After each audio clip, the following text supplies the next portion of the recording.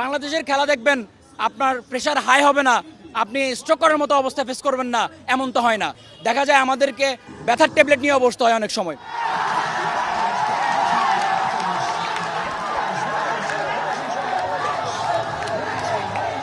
একশো খুশি ভাইয়া। ভয় পেয়েছিলেন? আমরা হতাশার ভিতরে ছিলাম, কিন্তু হতাশা মাহমুদুল্লাহ রিয়াজ হতাশা দূর করে দিয়েছে বাংলাদেশকে বিজয় করে। শেষ পর্যন্ত মাহমুদুল্লাহ রিয়াদই দলকে জিতালো, নিশ্চয়ই এই বিষয়টা অন্যভাবে দেখেন। মাহমুদুল্লাহ বেস্ট। পুরাঞ্চল বাতে পারে কথা আছে না, পুরাঞ্চল বাতে পারে।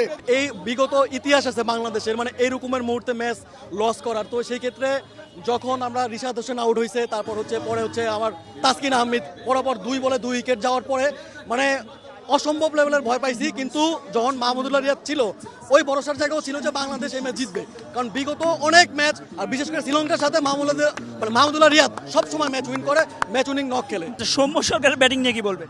ভাই, ও যে দলে আছে, আমি সম্মানের সহিতই বলতেছি যে এইরকম প্লেয়ার যার ফর্ম নাই, ব্যাটিং বোলিং তো আশাই ছাড়া দেন, সে তো একজন ওপেনার হিসেবে খেলে। তার ব্যাটিং স্কিল দেখলে মনে হয় যে ভাই আমার ধৈর্য বাইন্দা নামাই দিছে, মাঠের মাঝখানে কি খেলবো, কই বল কই ব্যাট কোনো নেই। এই ম্যাচটা যে এই পর্যন্ত গড়াবে এটা আশা করিনি।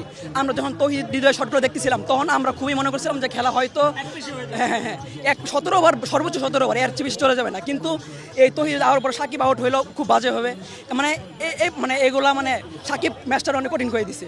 আর বাংলাদেশের প্রথম টপ অর্ডার ব্যাটিং নিয়ে খুবই চিন্তার বিষয় এগুলা। আমরা প্রথম 3 উইকেট দেখতেই পারতেছি না, সৌম্য সরকার শান্ত ওরা নামে আর আউট হয়, এটা খুবই চিন্তার বিষয়। বাংলাদেশ বোর্ডের উচিত টপ অর্ডার নিয়ে তো চিন্তা করা। বাংলাদেশের খেলা দেখবেন, আপনার প্রেশার হাই হবে না, আপনি স্ট্রোক করার মতো অবস্থা ফেস করবেন না, এমন তো হয় না।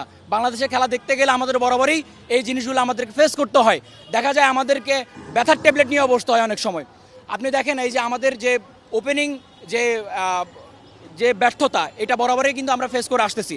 আজকে দেখেন আমাদের এই যে সৌম্য বলেন বা শান্ত বলেন, তারা দায়িত্ব জ্ঞানহীনভাবে ব্যাটিং করেছিল। দ্যাটস ওয়াই হচ্ছে যে আমাদের এই সহজ লক্ষ্য তারা করতে নেমে আমাদের এমন একটা বিপর্যয়। টি-20 মানে টি-20, সেটা 50 রান হোক আর 200 রান হোক, শুরু থেকেই আমাদের ওপেনিং ব্যাটসম্যান বা যারা আছে টি-20 ম্যাচে খেলা উচিত আমি মনে করি।